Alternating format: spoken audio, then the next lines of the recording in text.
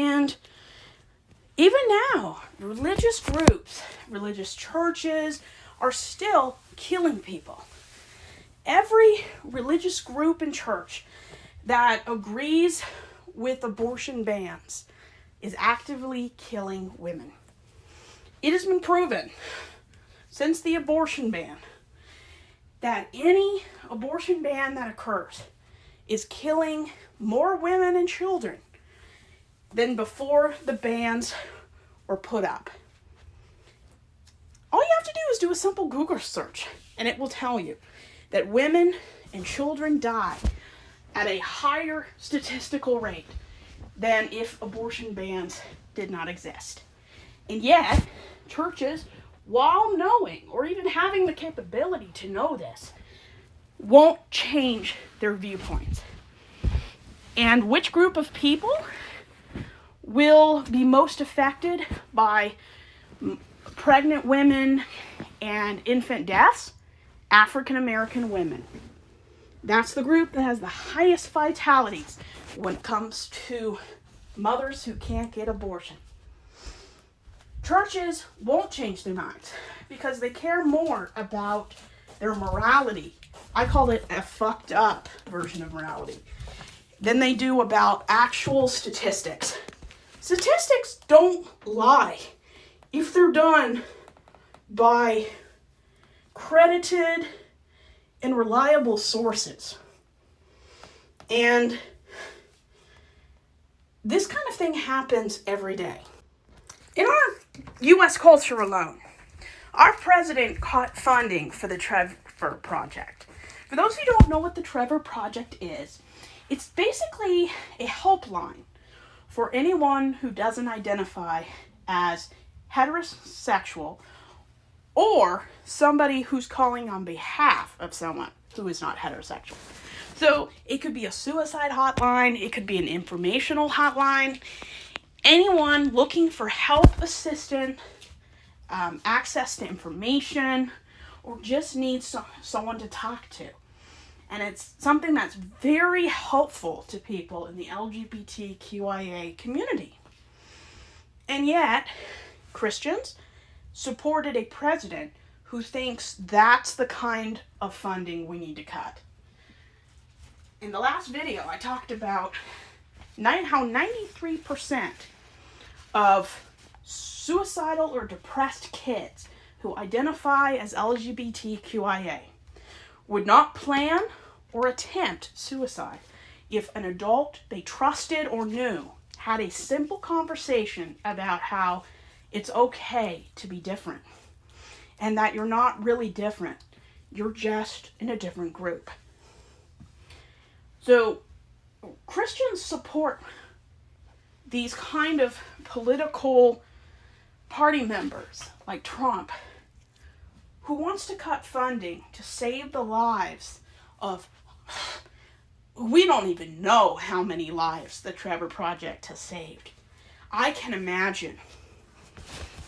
I mean, if they saved the life of 50 people a day, and they'd probably times 100 per day, but 50 times a day, times 365, that is an astronomical amount for people to be saved.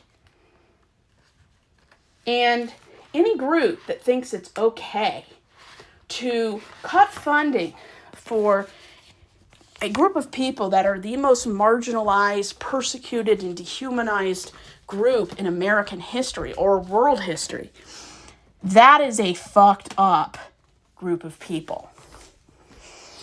And it's not just with the queer community.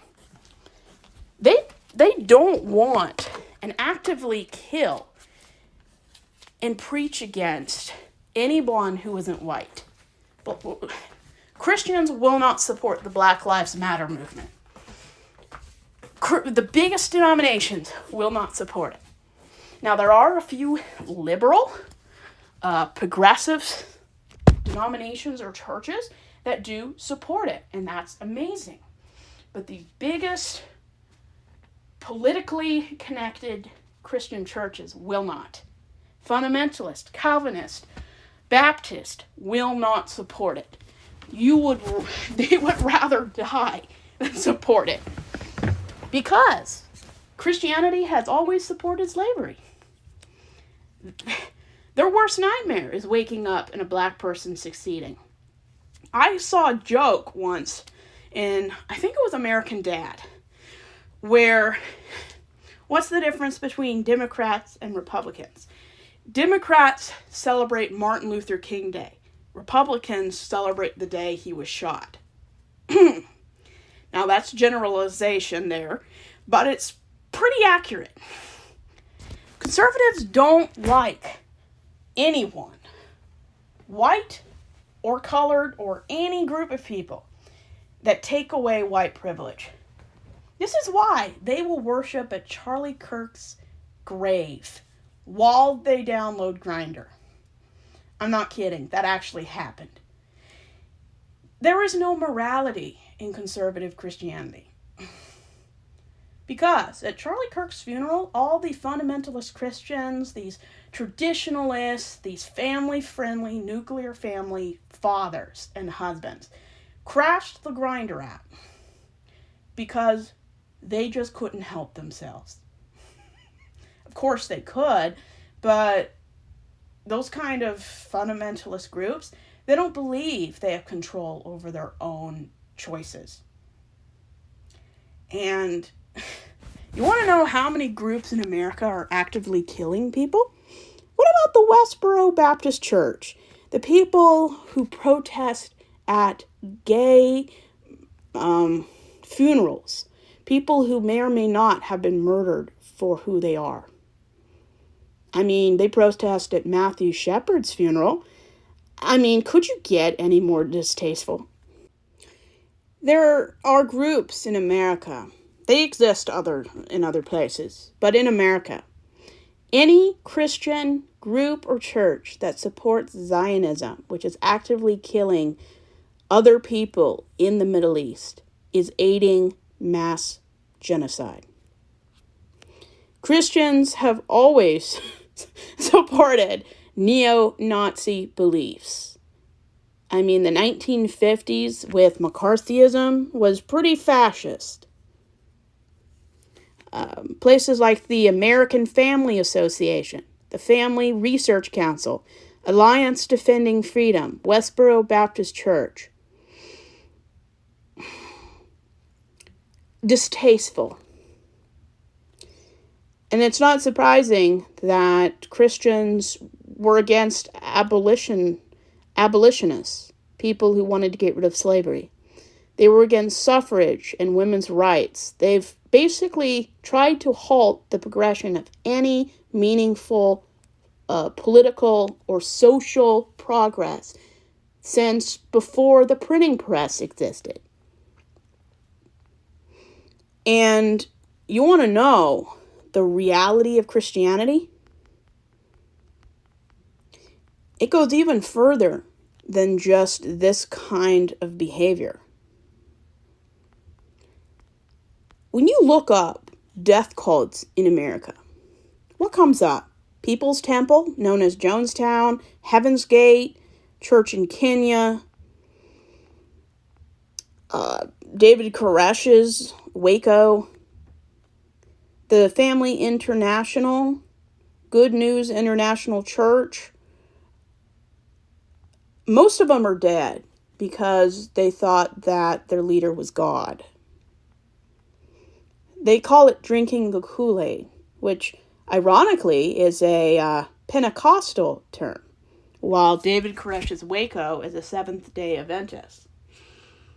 You always wonder why these death cults seem to come from Christian denominations, because this is the kind of environment they create.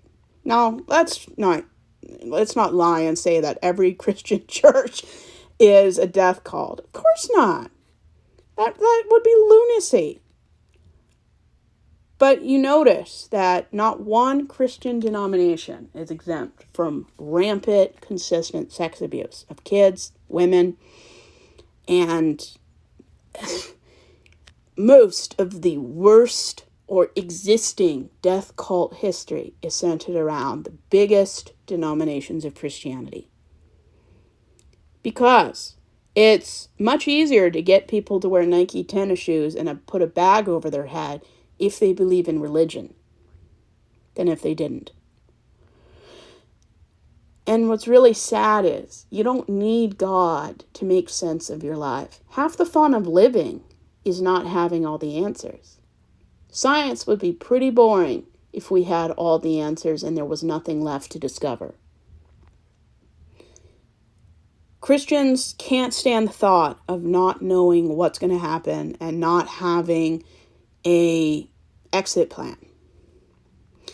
And regardless of what Christians say, at the end of your life, they're still going to tell you, well, once you die and close your eyes, you're going to find out God exists.